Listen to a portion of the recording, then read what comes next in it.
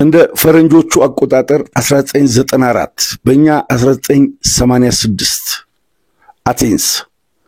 የአውሮፓ ሻምፒዮንስ ሊግ ፍጻሜ ኤሲ ሚላንና ባርሴሎና ደርሰዋል።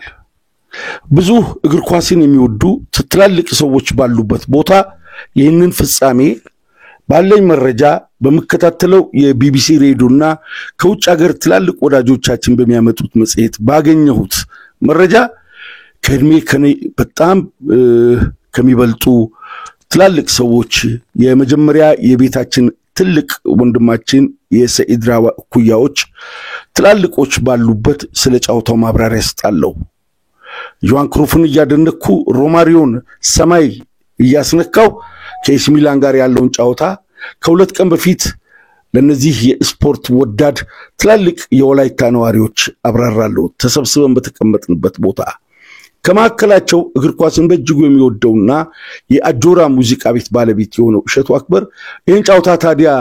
አብረን ለምን አንመለከትም አለኝ። ቴሌቪዥን ቤታችን አለ፣ እሸቱም ቴሌቪዥን ቤቱ አለ። የደራሲ ፍቃደ አዘዘ ወንድም ጳውሎስ አዘዘ ካራ ሆቴል በሚባለው ሆቴል በአስተዳዳሪነት በባለቤትነት ይመራል። የታዋቂው ገጣሚና ሐያሲ የፍቃደ አዘዘ ታናሽ ወንድም ጳውሎስ አዘዘ መኖሪያ ቤት ሁላችንም ተሰይመናል። የግብርናው ሰራተኛ ደመቀ እንዲሁም ውድ ጓደኛችን መሳይ ራሱ ጳውሎስ አዘዘ እሸቱ አክበር እኔ 9-10 ሆነን ጫውታውን እንመለከታለን። በኤሲ ሚላን በኩል ሮሲ በረኛ ታሶቲ አንበሉ ይህ ታሶቲ በዓለም ዋንጫ በዛው የዓለም ዋንጫ 1994 የዓለም ዋንጫ ሉዊስ ኤንሪኬን አፍንጫውን ሰብሮ ደም በደም ያደረገ ጣሊያናዊ ተከላካይ ነው። የኤሲ ሚላን ተከላካይ ነው። አንበል ነበር በእለቱ። እንዲሁም ፓኑቺ አልበርቲኒ ጋሊ ማልዲኒ ዶናዶኒ ዴሳይ ቦባን ሳቪቼቪችና ማሳሮ ዳንኤል ማሳሮ ቅርጹ ማምር አጥቂ ማይመስል ነገር ግን ገዳይ የሆነ ጣሊያናዊ አጥቂ ኤሲ ሚላኖች ናቸው። ዮሐን ክሩፍ ይዟቸው የገባው አስተላለፍ ዙቢዛሬታ እስከ ቅርብ ጊዜ ድረስ የባርሴሎና ቴክኒካል ዳይሬክተር ሆኖ ከጋርዲዮላ ጋርም ሲሰራ ነበር። ሄሬራ ተከላካዩ ከቼልሲ ጋር ኮንትራት ፈርሞ እነ ዞላ በነበሩበት ጊዜ ቼልሲ መጥቶ ተጫውቷል። ጋርዲዮላ ኩመን ኒዘርላንዳዊ የሆላንድ አሰልጣኝ የቫሌንሺያ የሳውዛምፕተን የኤቨርተን የባርሴሎና አሰልጣኝ ሆኖ ያገለገለው ኩማን አለ ናዳል አለ ባኬሮ እንዲሁም ባርጁርን የሚባል ስሙ ራሱ ግራ ይገባኛል አንድ አማካይ አለ ስቶችኮቭ አለ አሞር አለ ሮማሪዮና በጌሲያን በርዴሺያን ነው አለ። ይሄ ነው ቋሚ ያስተላልፉ። ዳንኤል ማሳሩ በአስገራሚ ሁኔታ ሁለት ኳሶችን አዙሮ አስቆጠረ። ሳቪቼቪች ዴሳይ ከኤሪያ ውጭ የተገኘች ኳስ በቅብብል ያልቆመች ኳስ አዙሮ አንግል ላይ ከተተ። ባርሴሎና 0 ኤሲ ሚላን 4 የኤሲ ሚላኑ አሰልጣኝ ታዋቂው ካፔሎ ናቸው። በባርሴሎና በኩል ዮሐን ክሩፍ የባርሴሎና መነሻ ያጫውታ ነበር። 4 በኤሲ ሚላን ተቆጥሮ ከሻምፒዮንስ ሊግ ዋንጫ በአቴንስ ከተዋረዱ በኋላ ባርሴሎናዎች ልዩ ትኩረት ላማሲያ ላይ ሰጥተው ከዛን ጊዜ ጀምሮ ነው መነሻ ያደረጉት። ያ ግን የታሪክ ውድቀት የታሪክ ክስረት ያጋጠመው ጫውታ ነበር። ለኔ እንደ ግል ትዝታ ማነሳው በወቅቱ ስለ ሮማሪዮ የሰጠው ስለ ፔፕ ጋርዲዮላ 4 ቁጥር ለብሶ አማካዩን እንዴት እንደሚመራ እንዲሁም በዓለም እግር ኳስ ዮሐን ክሩፍ የፈጠረው ነገር ለሳምንታት ለነዚህ ከእድሜ ለሚበልጡ ሰዎች በታምራዊ ቋንቋ እገልጽ ነበር። ጎሉ በተቆጠረ ቁጥር እዛ ያለው ታዳሚ ወደኔ ይዞራል። እኔ ሰማይ ምድሩ ጠበበኝ።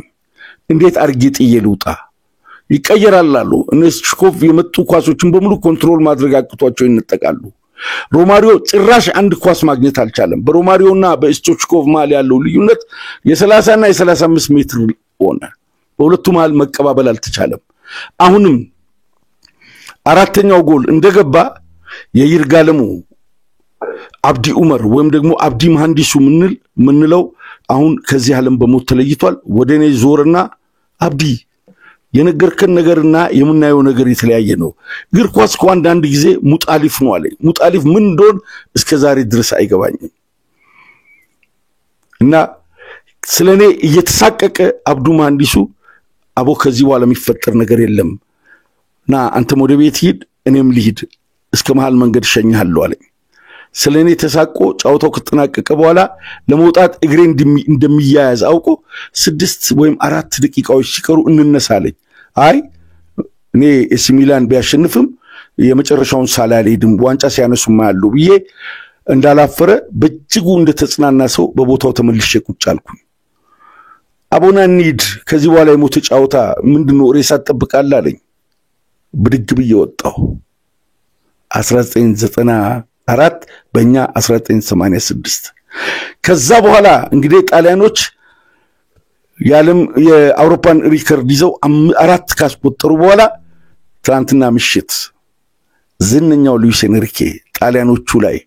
የኤሲ ሚላን የከተማው ደባልና ተቀናቃኝ ሆነውን ኢንተር ሚላንን 5 አከናንቦ በንጹህ እግር ኳስ ፍልስፍና በዓለም ላይ ለምንወድ ያንን ፍልስፍና ለሚያራምዱ ሰዎች ክብር ለምንሰጥ እንዲሁም ኢትዮጵያዊ ተክለሰውነታችን እንደ ቪቲኒያ ኔቨስ ዱዌ በእነዚህ ልክ የተሰራን የተበጀን የተፈጠርን ኢትዮጵያውያን ያጫውት ይተቅመናል ብለን ለብዙ አመታት ስናወራ ከርመን ሁላችንንም ነፃ ያወጣ ነው በአውሮፓ ውስጥ ጉልበት ፍጥነት እንደ ዶም ፍሪዝ አይነቶቹ እንደ ዲማርኮ አይነቶቹ እንደ ቱራም የዛሬው አጥቂ አይታችሁ እንደሆነ ትላንት ምሽቱን አጥቂ ቱራምን የሊሊያም ቱራም ልጅ በፓርማ በጁቬንቱስ በባርሴሎና ምናውቀው ሊሊያም ቱራም የሱ ልጅ ነው ጉልበቱን ፍጥነቱን አይታችኋል ተኖ በኖ ደቆ ወድቆ ነው ከሜዳ የወጣው እንዲሁም ማርቲኔዝ አጥቂው ላውታሮ ማርቲኔዝ ጉልበቱን ፍጥነቱን አይታችኋል ነገር ግን በፓሪስ ሴን ጀርሜን እንዲባክን እንዲተን በሜዳ ውስጥ እንዳይታይ ነው የምናውቀው ማርቲኔዝ የምናውቀው ቱራም የምናውቀው ዶንፍሪዝን የምናውቀው ዲማርኮን ማየት አልቻልንም ይህ የፓሪስ ሴን ጀርሜኖቹ በአካል ብቃት በፍጥነትና በጉልበት የመብለጥ ጉዳይ ሳይሆን ኳስን ከተቃራኒ ደብቆ ኳስን በስስት እንዳያገኝ ያስቀኑ ያስጎመጁ የመጫወት ጥበብን የተካነው ለፍልስፍናው ሟች የሆነው ሉዊስ ኤንሪኬ ከዛሬ 2 አመት በፊት እንደመጣ በተደጋጋሚ እዚህ ዩቲዩብ ላይ እንሰራ ነበር ልክ 1986 አቶ ካራ ሆቴል በጳውሎስ አዘዘ መኖሪያ ቤት የተከናነበኩትን ያህል እፍረት በዚህ 2 አመት እኔም ፓቻም በአፍረት ተደፍቀን ነበር በተለይ በኒውካስል 4-0 እንዲሁም በዶርትመንድ አምና ወደ ፍጻሜ ለማለፍ እንባፔ ብረት በቀጠቀጡ ብለት ከውድድሩ ሲወጣ አዲስ አበባ ያሉ ተመልካቾችም አድማጮችም በውስጥ በኩል ገና ነው it is too early ያለኝ ጓደኛም ነበር ፓሪስ ሴን ጀርሜን በሉዊስ ኤንሪኬ ስር ታሪክ ሰራ የ9 አመት ህፃኑ በካንሰር መወገዷን በካንሰር መሞቷን ይቅርታ ይሄን ቃል በመጠቀሜ በካንሰር መሞቷ ትልቅ ህመም ሆኖ በዛ እድሜ የልጃችን እድሜ ተመጣጣኝ ነበር የልጄም እኩያ ነበረች አንድ ሰው ልጁ ሞቶ እንዴት ወደ ስራ ተመልሶ ሊመጣ ይችላል በተለይ እግር ኳስ ብለን ሁሌ ስናስብ ከ2 አመት በኋላ አገግሞ ተጽናንቶ መጥቶ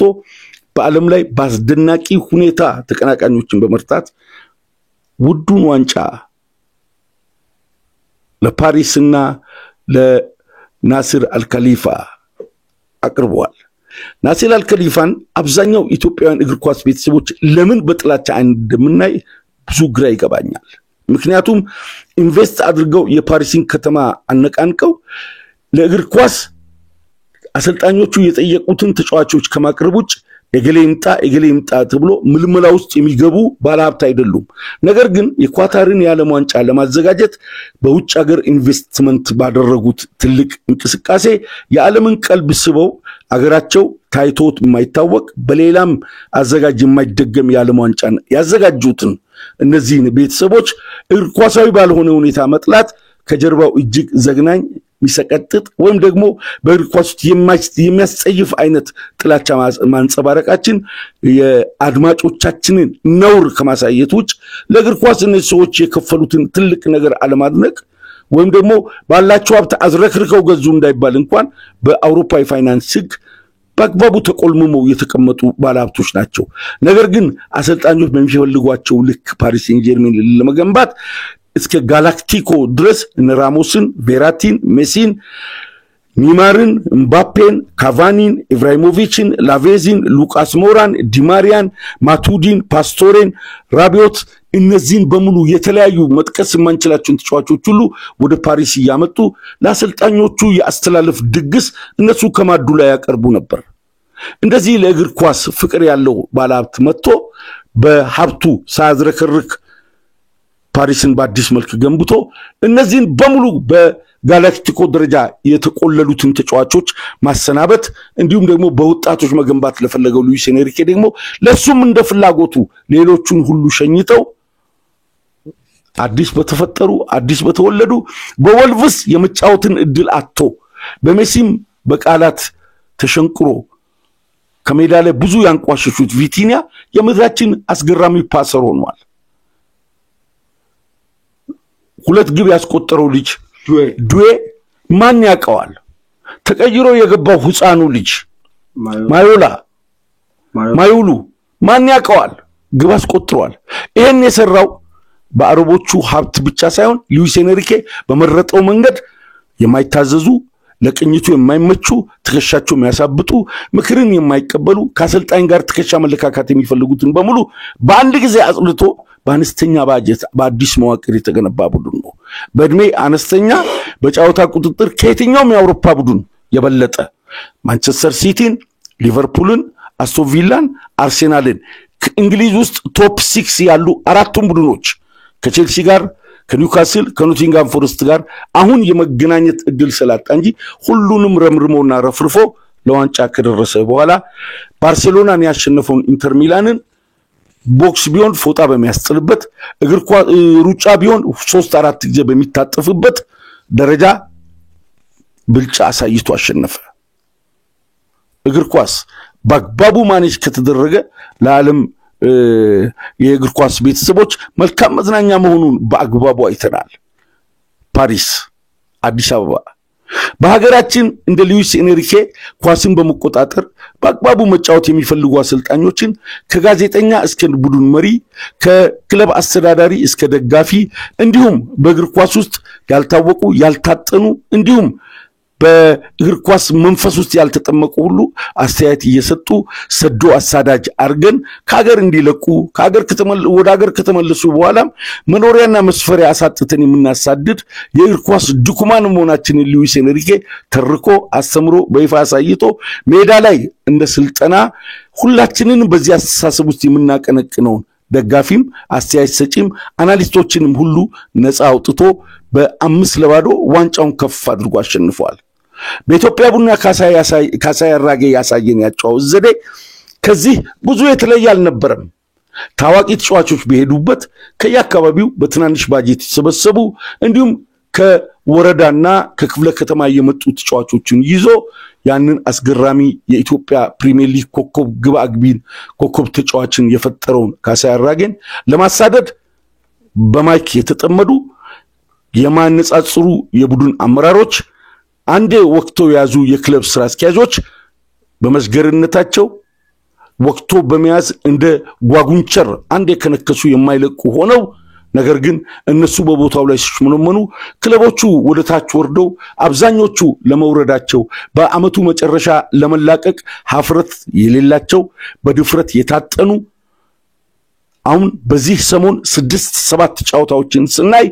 ለመላቀቅ ሀፍረት የሌለው ሊግ ውስጥ እንደዚህ ከመባከን ለእግር ኳስ ያበዱ ለእግር ኳስ ራሳቸውን የሰው በኳስ ጥበብ ውስጥ እንደ ሉዊስ ኤንሪኬ በብልጫ ማሸነፍ የሚችሉ ሰዎችን እያሳደድን እነሆ ሲፈርሙም ገንዘብ ለሚቀበሉ ሲያሸንፉም በኢንሴንቲቭ ገንዘብ ለሚቀበሉ ሲለቁም ገንዘብ ለሚቀበሉ ባለሙያዎች እግር ኳሱ ተጥሎ የሊግ ኮሚቴው የዚህ ድግሽ አስሞኝማኝ ሆኖ አንድም ቅጣት አንድም የጫውታ ግምገማ ሳያደርግ እነሆ ጀርመን ሙኒክ ላይ ዓለም አቀፋዊ ተአምር የተከሰተበትን እግር ኳስ አየን። የሀገራችንን እግር ኳስ አንዴ ሞቷል ብለን ከፍነን ገንዘን ቦታ በለቅሶ ከበሮ እየተመታ ወስደን እንዳንቀብር እስትንፋስ አለው። አይዞ በርታ ቀናበል ብለን ደግሞ ወደ ውድድሩ እንዳይገባ ጥቂት የቀብር አስፈጻሚ በሆኑ አሰልጣኞች፣ ባለሙያዎች፣ የቡድን አመራሮችና ስራ አስኪያጆች ቆላማ ቦታ ላይ ሜዳ ላይ እንደቆመች ሚዳቆ በእጅግ አደገኛ ተኩላዎች ከነቁሟ እንደምትበላ የሀገሪቱ ባጀት በእግር ኳሱ መስክ ላይ በአግባቡ እየተዘለዘለ በአግባቡ እየተወጫጨቁት አልጠግባዮች እግር ኳስን ወደ መላቀቅ ወስደው ጭራሽ ደጋፊው እንዲያፍር ደጋፊው እንዲሳቀቅ አርገው ወራጅና ወጪውን ባለመለየት እግር ኳሱ ሲደበላለቅ የሰነበተበትን ሳምንት አስተውለን የዓለም እግር ኳስ በሮኬት ያህል ከኛ ምን ያህል እንደራቀ ትላንትና ምሽት አስተዋልን። ኢትዮጵያ እግር ኳስ ነፍስ ይማር እንዳንል አልተገነዘ አልተከፈነ እግዚአብሔር ያሳድግህ እንዳንል ጥርስ እንደዋጠ ሕፃን እንደ ጊቻ እንደ ጉቶ እዛው ይንደባለላል። ሌቦቹም እናጠራበት ጊዜ ቅርብ ነው። ሉዊስ ኤንሪኬ ለዓለም እግር ኳስ መልስ የሰጠ እንደ ኮሮና ቫይረስ እግር ኳስ ባደገኛ ሰዎች በተከበበበት ዘመን አዲስ ክትባት ሆኖ መጥቷል። ዘ ኒው ቫክሲን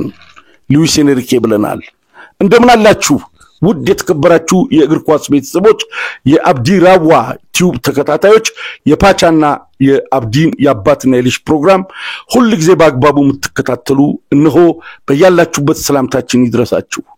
በትላንትናው ዕለት ስለ ሁለቱ ቡድኖች የሰራነውን ነገር መድገም አንፈልግም። በሐሳብ ልዩነት እኔና ፓቻ ተከራክረናል። አብዲ ራዋ ፓሪስ ሴን ጀርሜን ያሸንፋል አለ።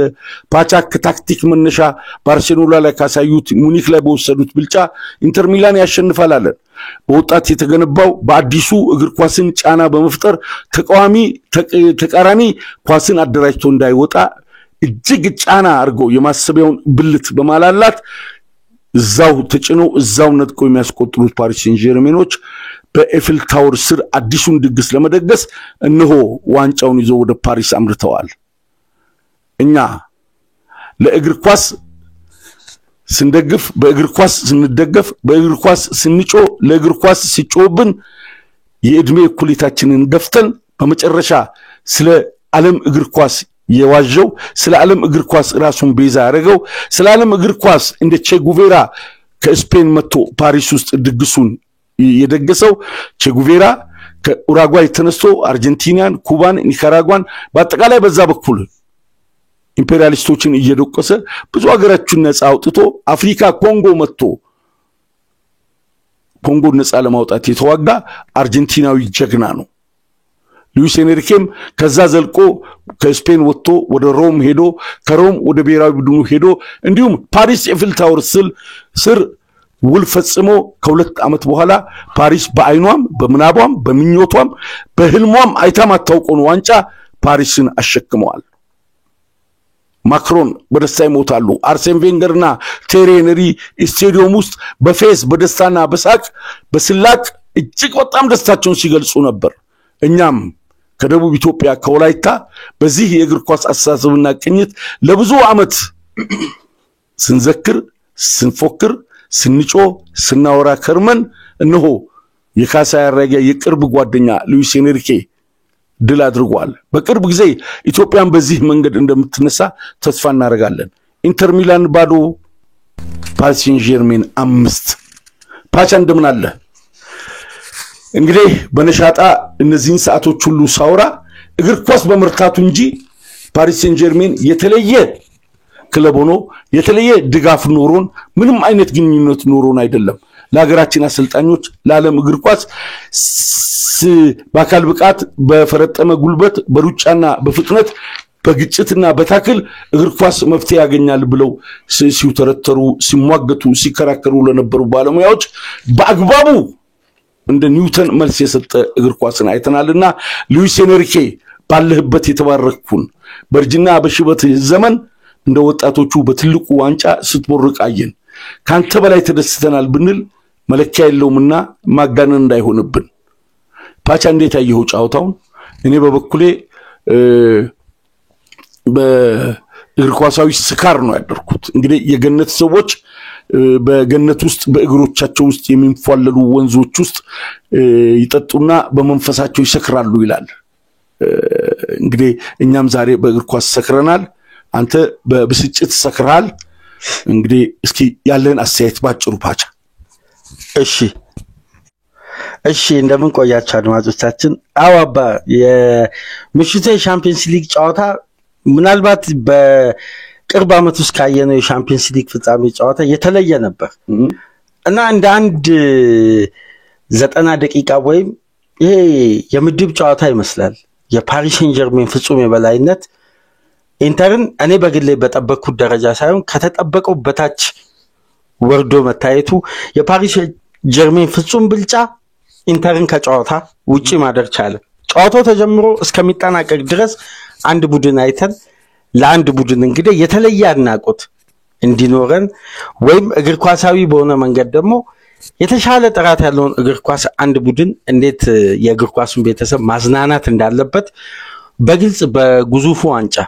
ምክንያቱም በዚህ ውድድር 23 ሙከራ 8 ኢላማውን የጠበቀ ሙከራ 5 ግብ ማስቆጠር የዚህ ውድድር ባህሪ አይደለም በፍጻሜ እንደምታሳውሰው ያለፉትን 5 የሻምፒየንስ ሊግ ፍጻሜ የነበረው የግብ ልዩነት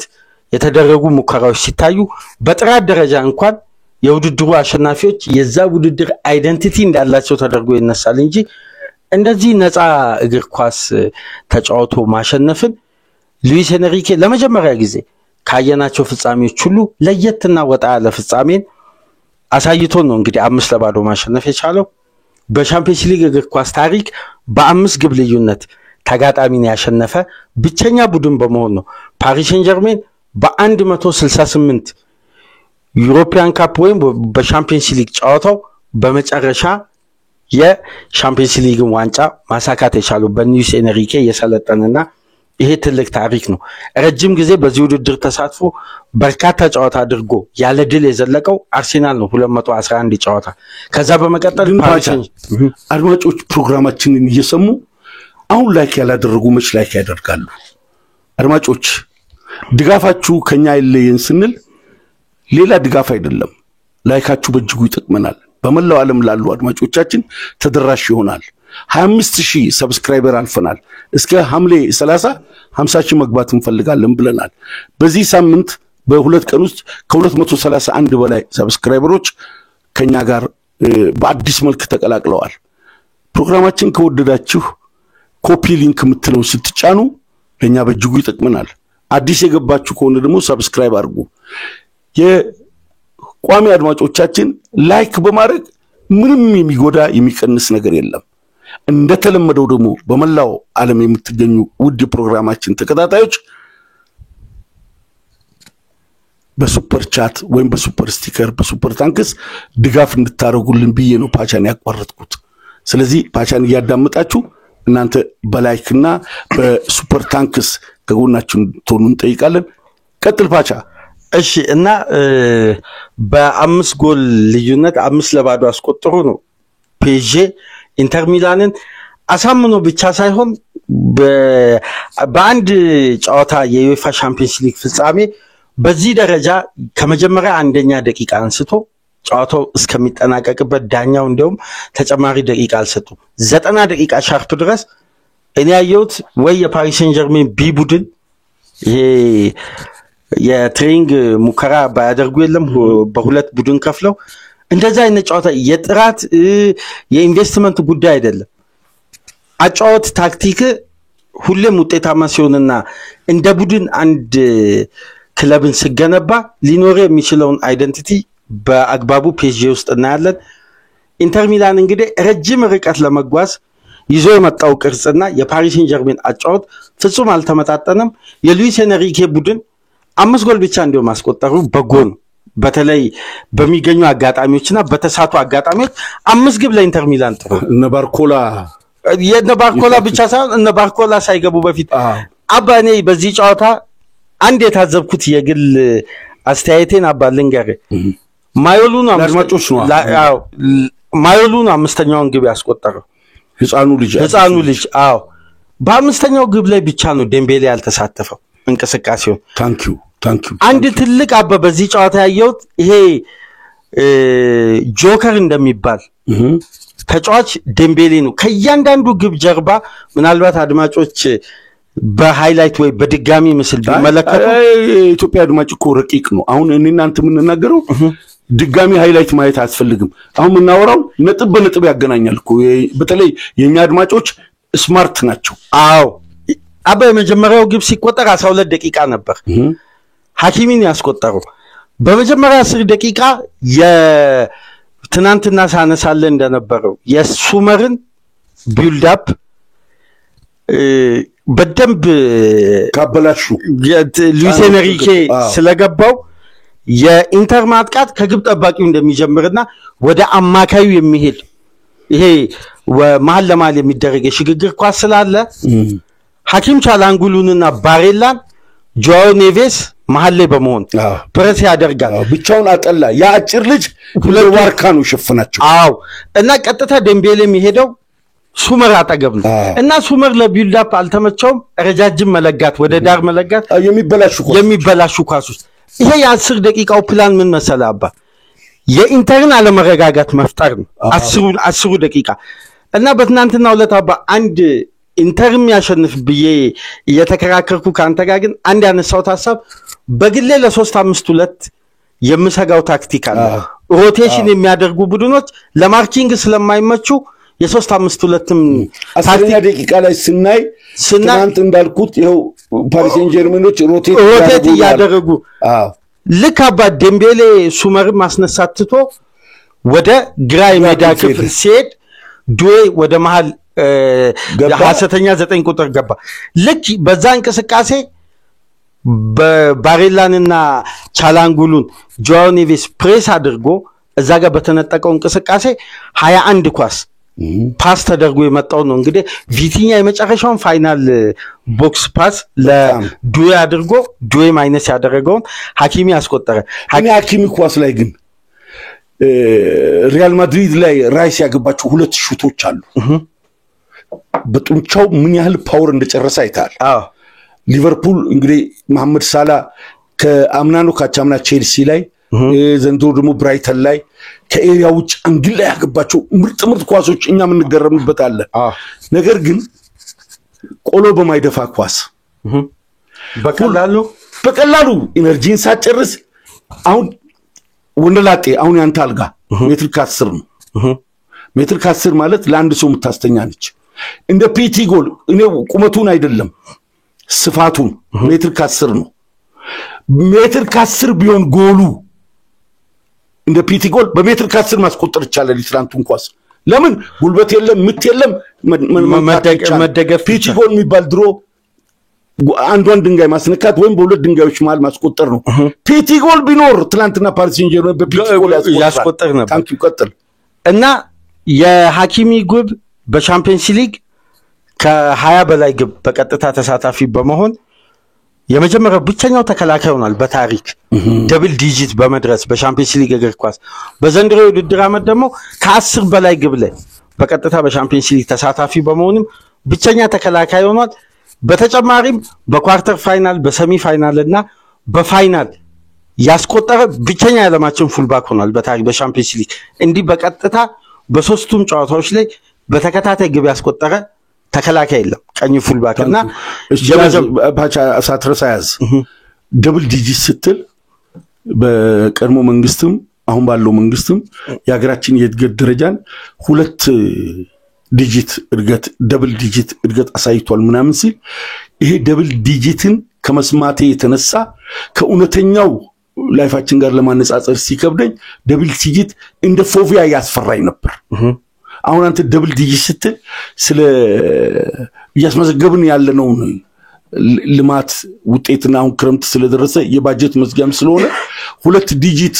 እድገት አስመዝግበናል ምትል መስሎኝ ያ ፎቢያ ነው ላይ ተነሳው። ቀጥል ፓቻ። እሺ እና የሐኪሚ የዘንድሮ የውድድር ዓመት በአስገራሚ ሁኔታ እንደቀጠለ ነው። በተለይ የሉዊስ ኤንሪኬ መምጣት ከቀየራቸው ተጫዋቾች መካከል አንዱ ሐኪሚ ነው። ሁለተኛው ጉዳይ እንግዲህ አባ ሁለተኛው ጎል የተቆጠረበት መንገድ ነው ሌላኛው መልክ ያለው። አሁን የዴምቤሌ ቦታ shift ማድረግ ዱዌን ወደ መሃል እንዲገባ ምክንያት ሆነ። ዱዌ የግባ መነሻ ሆነ በሐኪሚ ግብ ላይ። ሁለተኛው ግብ ፓሪስ ሴን ጀርሜንን አንተ ፕሮሴስ አድርጎ ተረጋግጦ ከራሱ ሜዳ ወጥቶ በፍጥነትም በቃ ቀጥተኛ ፓሶቹ በሚያምር ሁኔታ በማጥቃቱ ላይ ነው የምናውቀው። ነገር ግን በመልሶ ማጥቃት ደግሞ ፓሪስ ሴን ጀርሜን ከኳስ ውጪ ባለ እንቅስቃሴ ውጤታማ ሆኖ የተነጠቀውን ኳስ ግን በሃይ ተርኖቨር ሲያስቆጥር አልፎ አልፎ ነው የምናየው። በመልሶ ማጥቃት ዴምቤሌ አባ ሁለተኛው ግብ ላይ ፔኔትሬት አድርጎ ይዞ የሄደውን የሜዳውን ክፍል አይታል። ረጅሙን ይዞ ከሄደ በኋላ ልክ አስቶን ቪላ ላይ ኑኖ ሜንዴዝ ያስቆጠራት አይነት ሁለት ተጫዋቾች ሁለት የተጋጣሚን ሴንተር ባክ ይዘው ወደ ቦክስ ሲገቡ አንዱ ፈንጠር ብሎ ወጣ ብሎ ይጠብቃል። ልክ እንደ ቪላው ጎል እንደዛ አይነት እንቅስቃሴ ነው ክራቫና ጆአው ኔቬስ መሰለኝ የኢንተርን ተከላካዮች በማርኪንግ ጥሩ አቋቋም ላይ ያሉትን ይዘው ወደ ቦክስ ሲገቡ ዱዌ ወጣ ብሎ ኳሷን ተቀበለ። ዲፍሌክሽን በዲማርኮ እግር ነክታ ግቧ ተቆጠረች። አሁንም በግቧ ላይ ቀጥታ የዴምቤሌ እንቅስቃሴ አለ። በትለቺ መሀል ላይ በተረከዙ እንደዚህ ፌቅ እሱንም አባላ አነሳልን ኳስ አንሳላ አድማጮች ባክ። አሁን ያባ የመጀመሪያው ግብ ሲቆጠር ዴምቤሌ በቀኝ ስፍራ ነበር። ሁለተኛው ሲቆጠር በግራ ነበር። ሶስተኛው ሲቆጠር ደግሞ መሀል ላይ የአርሴናል የሊቨርፑል የተቆጠረው ግብ ፖዚሽን ላይ ሆኖ ነው የተቀበለው። አባ አስተዋልክ ከሊቨርፑል ጋር ተቀብሎ ያስጀመረበት ከአርሴናል ጋር ተቀብሎ ለክራቫ ያስጀመረበት ይሄ ማለት የፔጄ ትክክለኛው ሲስተም ሶስተኛ ግብ ላይ ነው የታየው። ሁለቱ ግቦች ግን ዕለታዊ የታክቲክ ሽፍት ነው። ይሄ በቃ አማራጭ ሰፊ ሲሆን ተጫዋቾች ቴክኒካል ሲሆኑ የመቀበል አቅማቸው ከፍተኛ ሲሆን እንዲህ አይነት አማራጩ የሰፋ ቡድን ሰርተ በአንድ አይነት መንገድ አሁን በትናንትናው በቀድመ ጨዋታ ግምገማ ስናደርግ አርሴናል በግራ የሜዳ ክፍል ሳካን ካሰለፈ ሳካ በዛ ፖዚሽን እንዲቀጥል አርቴታ ጥብቂውንና እዛ ጋር ባለው ፖዚሽን ላይ 90 ደቂቃ እንዲሞክር ነው የሚያደርገው። ዴምቤሌ በሶስት ግብ ላይ ሶስት የተለያየ ፖዚሽን ላይ ነው የተገኘው። አሁን የሊቨርፑል እና አርሴናል ላይ የተቆጠረችው አይነት ግብ ወጣ ብሎ ፈንጠር ብሎ ኳሷን ከተቀበለ በኋላ ምንድነው የኢንተር ተከላካዮች እንግዲህ በጣሊያን ሴሪያ እያንዳንዱን የተጋጣሚን የማጥቃት እንቅስቃሴ ለመከላከል የሚመርጡት ስትራቴጂ የቴክኒካል ተጫዋቾችን የኳስ አጀማመር ወይም የሚጀምሩበትን ፖዚሽን ነው ማርክ ለማድረግ የሚጥሩት። አይተኮነ ወደ ዴምቤሌ የመጡት ሁለት የኢንተር ተጫዋቾች ናቸው። እዛ ጋር የዴምቤሌን የኳስ ዕውቀት በግል ያደነኩት እንደ ወትሮ ወይ ወደ ቀኝ ወይ ወደ ግራ ከሊቨርፑል ጋር ወደ ቀኝ ከአርሴናል ጋር ወደ ግራ ዞሮን በሁለቱ ዳይሬክሽን ነው ግቦችን ያስቆጠሩት። የትናንትናው ጨዋታ በምሽቱ ጨዋታ ግን ዴምቤሌ ወደ ሁለቱም ክንፍ አይደለም የዞረው። የቴክኒክ አቅሙን ሜዳ የዴምቤሌን አይኪው ነው ያደነኩት። ለምን የጣሊያን ተከላካይ ያንተን ቴክኒክ ወትሮ ከምታደርገው በመነሳት ነው ቻርጅ የሚያደርጉት እና ወይ ወደ ቀኝ ያወራነው ነገር አለ እንደ አሰርቢ አይነቱ ያማኑ ባስቶኒ እነ ባስቶኒ በአሳፋሪ ሁኔታ የእግር ኳስ ታሪካቸው መገለጫ የሚሆን ነገር ሜዳቸው ላይ በፋውል በታክቲክ ብልጫ የሚመጣውን ጫና አይጧ ማሳው ስትገባ በወጥመድ በድመት መከላከል ቀርቷል። አእምሯቸውን የሚያደነዝዝ የኤሌክትሪክ ሲስተም ነው የሚጠመደው ያልኩ ፓሪስ ሴን ጀርሜን የተጠመደ የኤሌክትሪክ ሲስተም ነው ላቸው ላይ የሆነው። የታለ አንድ ለፋይናል የሚበቃ የቡድን መንፈስ ጠረን ወይም ስሜት እላቸው ላይ አላየንም። ጣሊያኖቹ የሚኮሩበት ካቴና የሚባል የፈለገ አታኪንግ ፉትቦል ይጫወት አንድ የጣሊያን ቡድን ካቴና ከአምሮ ውስጥ አይጠፋም። ከናሪጎ ሳኪ ጀምሮ ከነ ማኑ የሲሚላኑ ማርሴሎ ሊፒ አሁን ካፔሎ እነሱ በሙሉ በካቴና ያምናሉ። ሉዊስ ኤንሪኬ ካቴናውን ላንደና ለመጨረሻ ነው ይበጣጠሰው። ምክንያቱም በመከላከል ወደኋላ በመሸሽ በማፈክፈክ ዓለም ላይ መብት የለም። ወጥተህ ተጫውተህ ድልን ትሞክራለህ። ለማውጣት ግን አጋጣሚ እጣት ትጣጣልም። ምትወጣበት የራስ ሪትም የራስ ሲስተም የራስ ዕውቀት ያስፈልጋል። ስለተከላከልክ ማጥቃትን ስለተከላከል ግብ እንዳይገባ አታረግም። ስላጠቃህም አታገባም። ኳስ ከእውቀት ጋር ላብራቶሪ ውስጥ ወረቀት ላይ ተሰርቶ የሚመጣ ጉዳይ ሆኗል ለዚህ አሁን ዓለም በቅርብ ጊዜ ሲያስደስት የነበረው ማን ነው ፔፕ ጋርዲዮላ ጀርመን ውስጥ በአንድ ጊዜ ሄዶ ሳይሸንፍ ዋንጫ የበለው ማን ነው ዣቪ አሎንሶ አርሴናሎችን በየአመቱ ሁለተኛ የሚያደርገው አንደኛነቱ እኮ አርሴናሎቹ ለምን ምንጭቅጥቅ እንደሚያደርጉት ሰው ይሁን ከቴሪ ሄንሪ ጀምሮ አይገባኝም ሲቲ ሁለተኛው ነው ደስታውን ገልጿል ሶስተኛው ነው ቼልሲ ሻምፒየንስ ሊግ ገብቶ ተደሰተ ኖቲንጋም ሻምፒየንስ ሊግ ባለመግባቱ የክለቡ ስራ አስኪያጅ ባለቤት ሄዶ አሰልጣኙን ሰደቡት ሜዳውስታ ቼልሲ ኒውካስል በሻምፒየንስ ሊግ መግባቱ አይዛክና አስቶን ቪላ ምን ያላበዱ እነሱ ሻምፒየንስ ሊግ ለመሳተፍ ሲደሰቱ ፔፕ እንትና አርቴታ ቀድሞ ገብቷል አርቴታን እንግዲህ ስፔናውያንን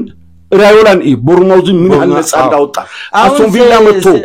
ሴስ ፋብሪጋዝን በተቆሞ የቀየረው እንትና አስቶን ቪላው ኡናይምሪ ስለዚህ ስፔኖቹ ያላቸው ንጥረ ነገር ዓለም እንደ ዩራኒየም ያወጣን እሱ ሊጠቀም ይገባል ገናም ይፈልቁ ስፔናውያን አሉ ስለዚህ አንተ እንዳልከው ይሄ ዘክቶ የሚጫወቱት አፈክፍገው ያ የተረዘመን ነው እኔ አሁን ኤሲ ሚላን ኢንተር ሚላን ጁቬንቱስ ላዚዮ ምናምን አይደለም ኢንተር ሚላን ማንቸስተር ሲቲ ላይ ካቻምና ያሳየውን ብልጫ አሁን ፊሊፖ ኢንዛጊ የመጣበት ታደንቀዋል እጅግ በጣም ታደንቃለ በተዘዋዋሪ ግን የጣሊያን እግር ኳስ ጨርቅ ነው የሆነው ይሄ ነገ ተነጎዳ እንሰማለን የጣሊያን ሚዲያዎች እግር ኳሳችን መመርመር አለበት ብለው ትልቅ የመወያያ ማዕከል ነው እኛ ሀገር ያሉ የሴሪያ ደጋፊዎችም አሉ ሴሪያ ውስጥ የስፔናውያን አሰልጣኞች ካልሄዱ ሴሪያው በነኮንቴ ታክቲክ ስማ ከማንቸስተር ዩናይትድ እኮ ለገንዘብ ተብሎ አሰልጣኞቹ በአንድ ጊዜ አፈናጥሮ የሸጡት ማክቶሚኒ ኮከብ የሆነበት ሊግ እኮ ነው ሴሪያ እኔ ኤኒ ቻናል ከሌለ በታክቲክ በኩል ለማየት በኳስ በኩል ለማየት እኔ ታክቲክ የኮንቴንት ታክቲክ እንመልከት በጁቬንቱስ በኢንተር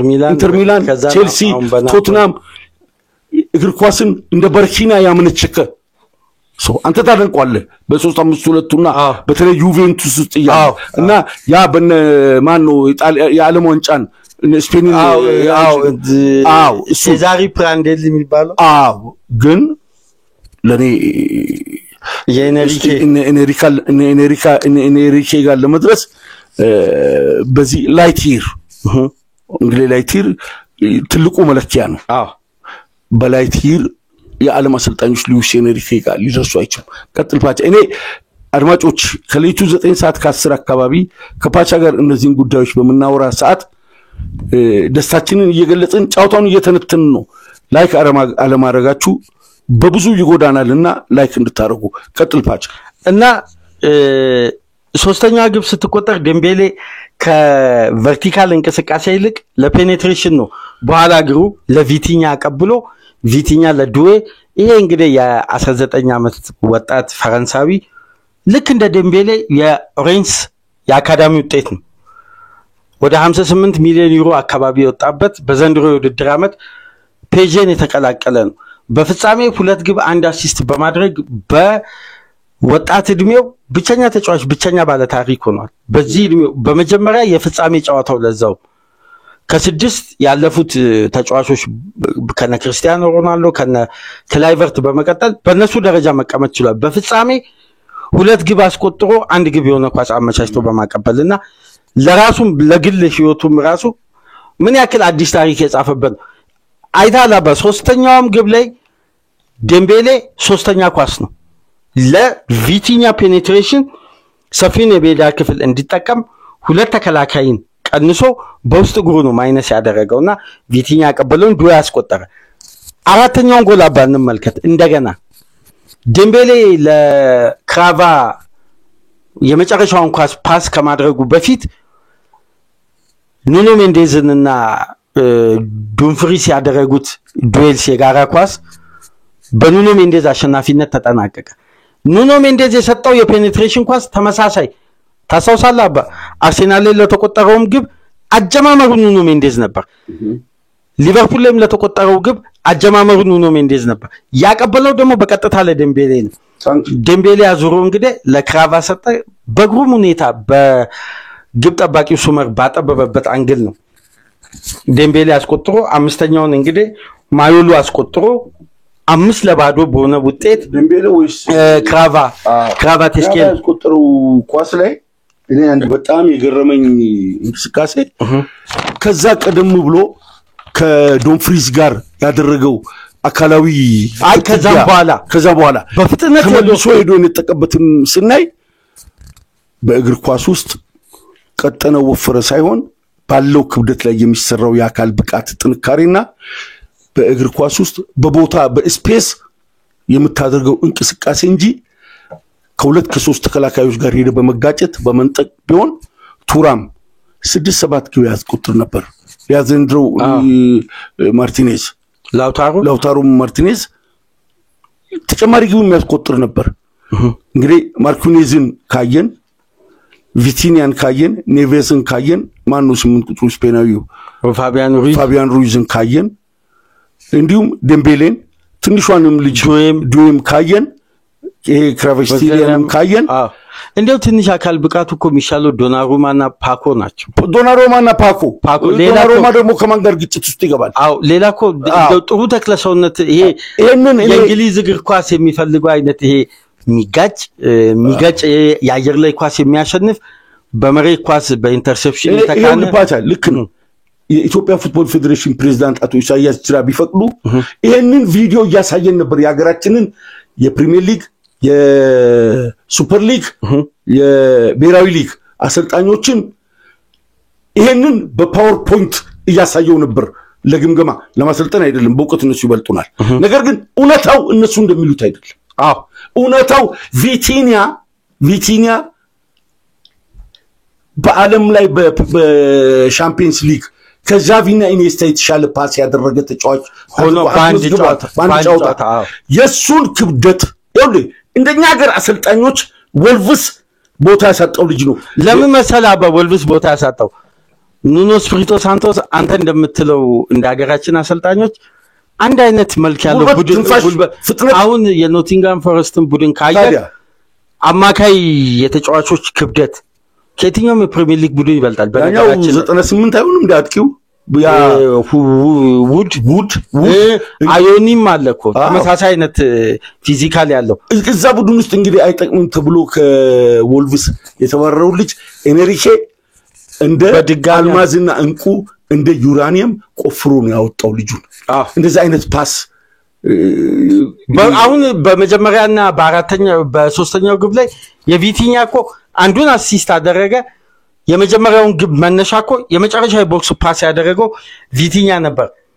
አባኔ በአጠቃላይ የምሽቱ ጨዋታ 5 ግብ ብቻ መቆጠሩ አይደለም አንድ የገረመኝ ነገር የመጨረሻ ጊዜ ፓሪስ ሴን ጀርሜን ፍጻሜ ሲደርስ ኔይማር አለ ባፔ አለ ዲማሪያ አሉ እነዚህ ሶስት ተጫዋቾች ኔይማር ያለም ሪካርድ ነው ከኔይማር ቀጥሎ ትልቁ ሪካርድ የተከፈለው ደግሞ ለባፔ ከዛም በኋላ ደግሞ በማንቸስተር ዩናይትድ ጥሩ ጊዜ ያላሳለፈው ዲማሪያንም በከፍተኛ ገንዘብ ነው ያመጡት ሶስቱን ተጫዋቾች ካየክ በወቅቱ ከሜሲ ቀጥሎ ለአርጀንቲና ብሔራዊ ቡድን ስም ያለው ተጫዋች ነው ወሳኝ ዓለም ዋንጫ ፋይናሉ ላይ እኮ ትልቁን ስራ ይሰራል ኔይማርን ካየክ በቃ በየሜሲና ሮናልዶ ከፍታ ያጠፋው ልጅ ባይሆን አይ የሱም ስርዓት ያለ መያዝ እና የጤንነት ጉዳይ ነው ልክ ታንክ ይቀጥልባቸው ባፔን ስታይ አሁን በቀጣይ አመታት ወርልድ ክላስ አሁን አንድ ተጫዋች ለቀጣይ ጄነሬሽን ምናልባት መለኪያ ሊሆንም ይችላል የባፔ አይነት እነዚህን ሶስት ተጫዋቾች ይዞ ቱቼል አንድ ኢላማውን የጠበቀ ሙከራ ነው ያደረገው ከሙኒጋ ወደ 450 ሚሊዮን ዩሮ አካባቢ ወጣባቸው የሶስቱ ተጫዋቾች ብቻ ነው አሁን ያሁኑ ፓሪስ ሴን ጀርሜን ግን በትራንስፈር ማርኬት ባወጣው ዘገባ መሰረት ስመለከት ያኔ የወጣው የሶስቱ ተጫዋቾች ዋጋና አሁን የፓሪስ ሴን ጀርሜን የምርጥ 11 ዋጋ እኩል ነው እንደው በተወሰነ ዩሮ የዛኛው ትውልድ ይበልጣል ፋቻ ግን ባርኮላ አርሴናል ቢመጣ ሳካን ያስቀምጣል ሊቨርፑል ቢመጣ ሳላን ያስቀምጣል ማንቸስተር ሲቲ ቢመጣ ማርሙሽን ያስቀምጣል አው እነ ቼልሲ ጋር ቢመጣ ቋሚ ይሆናሉ አው በነባር ኮራ የተገኘው ዋንጫ እኮ ነው አሁን ዱዌ ነው ማለት ትንሹ ልጅ ዱዌን በምን ኳሊቲ ነው የእንግሊዝ ፕሪሚየር ሊግ የስፔን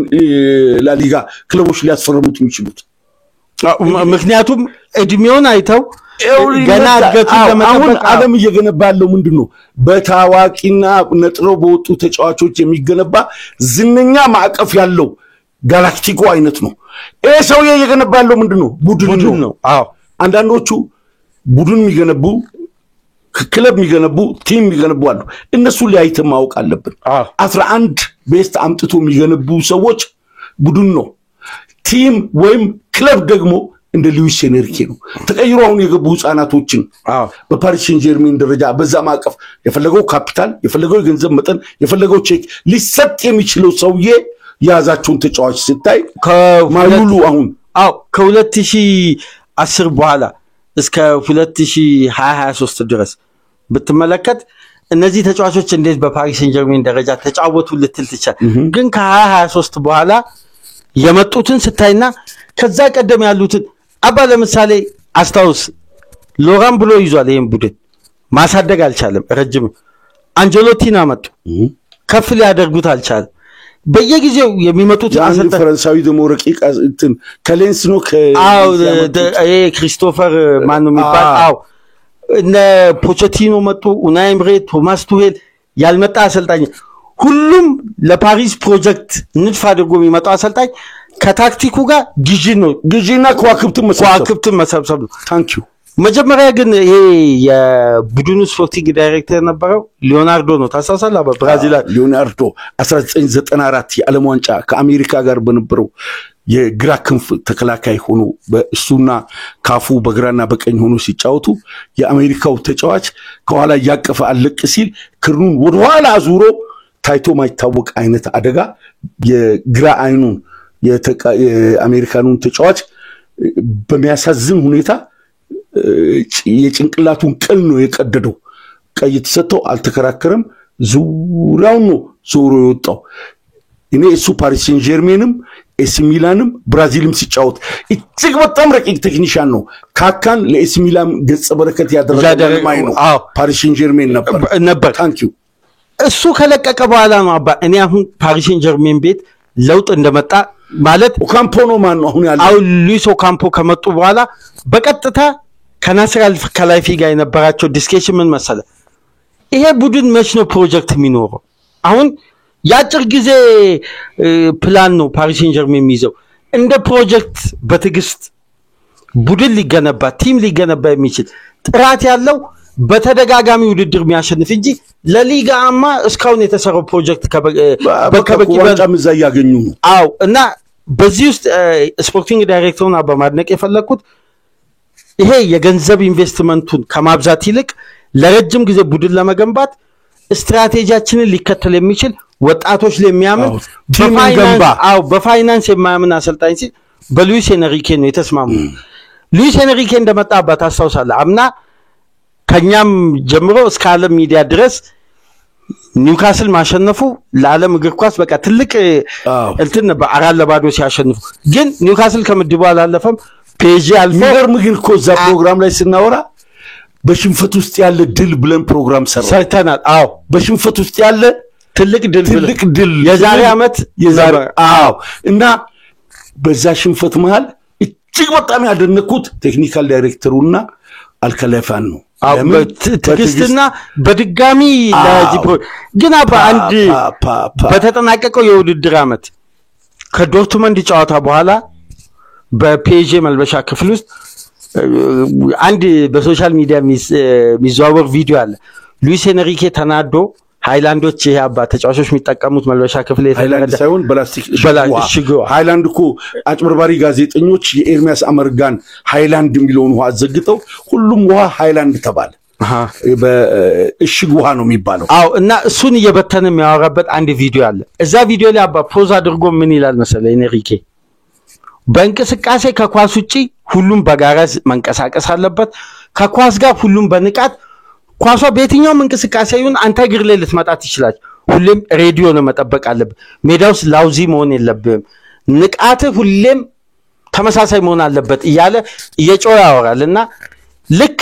በየዛን አመት የተጣቀቀው የውድድር አመት በአመቱ በፓሪስ ሰን ጀርሜን መልበሻ ቤት አርሴናልን የመጀመሪያ ዙር ጨዋታ 1-0 ካሸነፉ በኋላ ሉዊስ ኤንሪኬ ተጠየቀ የዛሬ አመት በዚህ ወቅት በዶርትመንድ በተመሳሳይ ውጤት ነው የተሸነፈው አንተ ግን አሸንፋል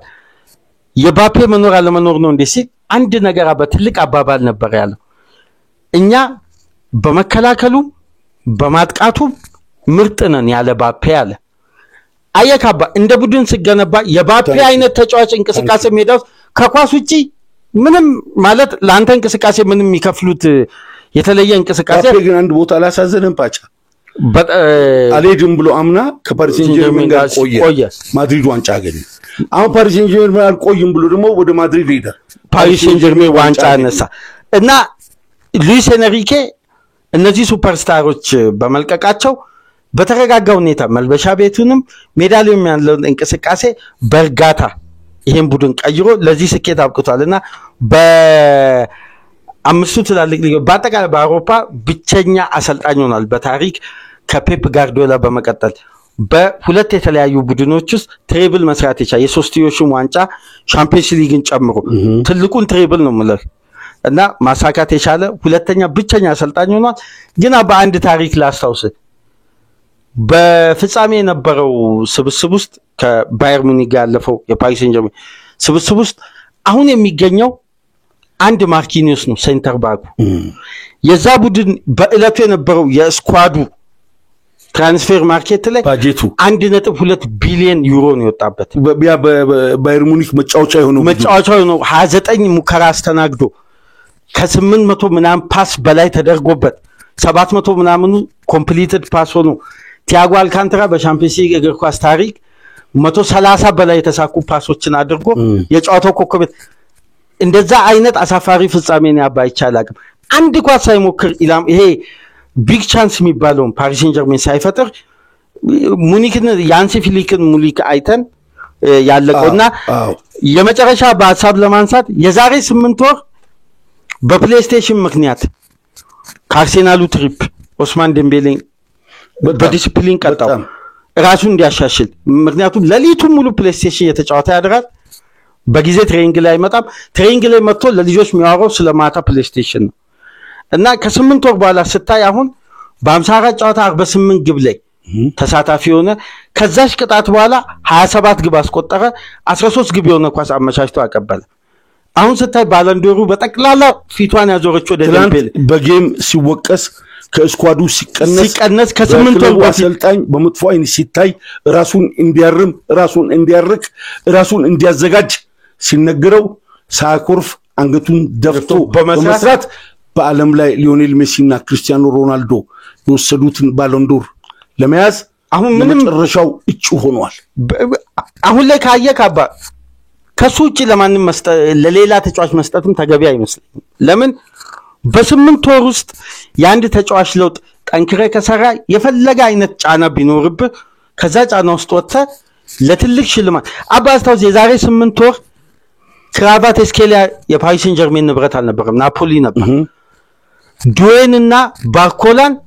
ከዛይር ኤርሜጋ በማድረግ ነበር ኤምሬትስ ላይ 2-0 የተሸነፈው እነ ኔቨስ ገና ቡድኑን አዳፕት አላደረጉም እነ ቪቲኛ ከፍተኛ ጫና ውስጥ አርሴናል 2-0 አሸነፈ ከ8 ወር በኋላ እነዚህ 8 ወር ውስጥ ውድድር ውስጥ ሆነ መታሻሽለው ቴክኒክ ራሱ እኮ በጣም ከባድ ነው ቅድመ ውድድር ጊዜ ሳሰራ መሀል ላይ ጃንዋሪ ላይ ተጫዋች አምጥተ ባንተ ስብስብ ውስጥ የነበረው ተጫዋች ላውዚ ሆኖ ከትላልቁ ውድድሮች ቀንሰ ሄደ እንዲህ አይነት ውድድሩ ሲጀምር ጥሩ ባላንስ ላይ ያልነበረ ቲም በ8 ወር ምን ያክል ለውጥ ቢያደርግ ነው ከባዱ ዋንጫ ያውም 5 የእንግሊዝ ቲምን በውድድሩ ገንድሶ አልፎ ዛሬ እንግዲህ አርሴናልንም ያሸነፈ ባየር ሙኒክን ያሸነፈ ባርሳን ማሸነፍ የቻለውን ኢንተር ሚላንን 5 ግብ አስቆጥሮ በሻምፒዮንስ ሊግ እግር ኳስ ታሪክ እኮ በ5 ግብ ልዩነት ያሸነፈ የትኛውም ክለብ የለም 7-4 ኢንትራ ፍራንክፈርትና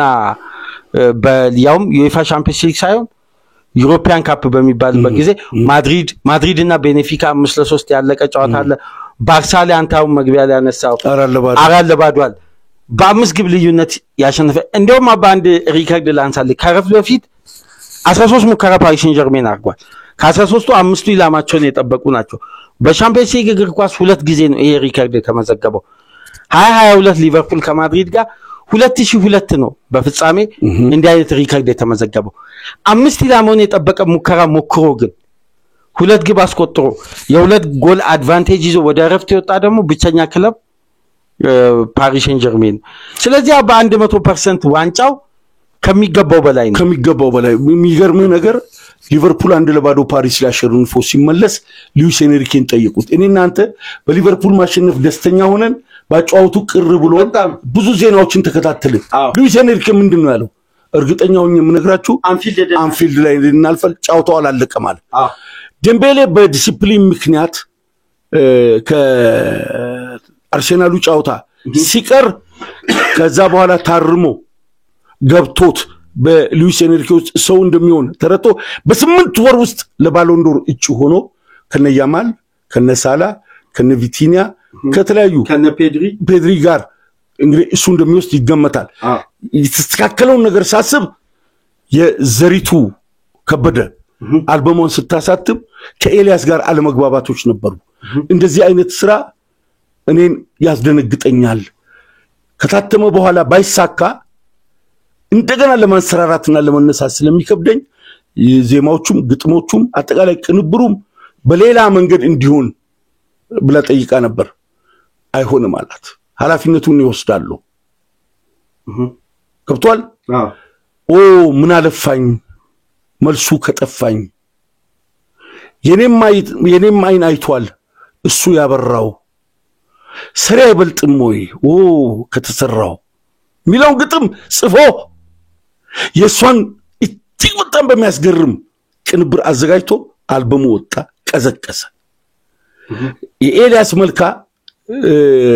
ቦሌ መድኃኒዓለም ያለው ርድዋን ህንጻ ላይ 3ኛ ፎቅ ላይ ነው ከሱ ፊት ለፊት ካልዲስ አለ ካልዲስ ቁጭ ብለን አይዞሽ እኔ ኃላፊነቱን ወስዳለሁ እላታለሁ አልበሙ ተቀዛቅዟል ብዙም አይሰማም አይዞሽ በትንሽ ወር ውስጥ ጉዳዮች ተገለባበጡ ዴምቤሌን ሉዊስ ኤንሪኬ ወደ ሀዲዱ እንዲገባ ኃላፊነቱን የወሰደበት መንገድ ኤልያስ መልካ ለዘሪቱ ይሄ ቡም ያረጋል ቡስት ያረጋል ኢትዮጵያ ውስጥ በጅጉ የመጠቀ አልበሙ ነው ይደመጣል እኔ ኃላፊነቱን ወስዳለሁ ብሎ ያ ስቱዲዮ ውስጥ ያልተግባቡትን ነገር ኃላፊነት ወስዶ ነው በዚህ መልክ በአንድ አልበም ከነ አስቴር አወቀ ከነ አመልማል አባተ ከነ ሂሩት በቀለ ኢትዮጵያ ውስጥ ካሉ ዝነኛ አርቲስቶች ጋር እንደውም ከፍ ባለ ደረጃ እንድትደመጥ የሆነው ሉዊስ ኤንሪኬና ኤልያስ መልካ ዛሬ በግል ተጫዋቾቻቸው ላይና በግል ባቀናበራው ሙዚቃው ላይ የወሰደውን ኃላፊነት ስናይ ኃላፊነት የሚወስድ ሰው ሁሉም አጥገባችን መኖሩ በእጅጉ ጠቃሚ መሆኑን እንገነዘባለን ሉዊስ ኤንሪኬ ከስፔን ፓሪስ ከፓሪስ ኢትዮጵያ ከኢትዮጵያ ወላይታ ሐሴት የሆነ